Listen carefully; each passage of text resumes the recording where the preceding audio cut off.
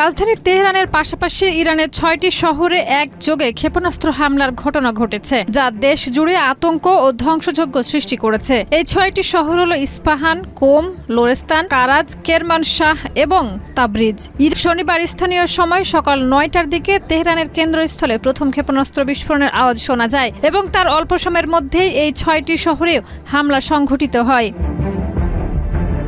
ক্ষেপণাস্ত্র হামলার বিষয়টি স্বীকার করেছেন ইসরায়েলের প্রতিরক্ষা মন্ত্রী বেনি গ্যান্টস। তিনি হামলার পর দেশ জুড়ে জরুরি অবস্থা জারির নির্দেশ দিয়েছেন এবং সংশ্লিষ্ট নিরাপত্তা ব্যবস্থাগুলো জোরদার করা হয়েছে। মার্কিন সংবাদ মাধ্যম অ্যাসোসিয়েটেড প্রেস জানিয়েছে, ইরানে আঘাতপ্রাপ্ত এলাকায় অবস্থিত ইরানের সর্বোচ্চ ধর্মীয় নেতা আয়াতুল্লাহ আলী খামেনির দপ্তরের কাছাকাছি ক্ষেপণাস্ত্র লক্ষ্য করা হয়েছিল, যা ইরানের রাজনৈতিক ও সামরিক ব্যবস্থায় গভীর উদ্বেগ সৃষ্টি করেছে।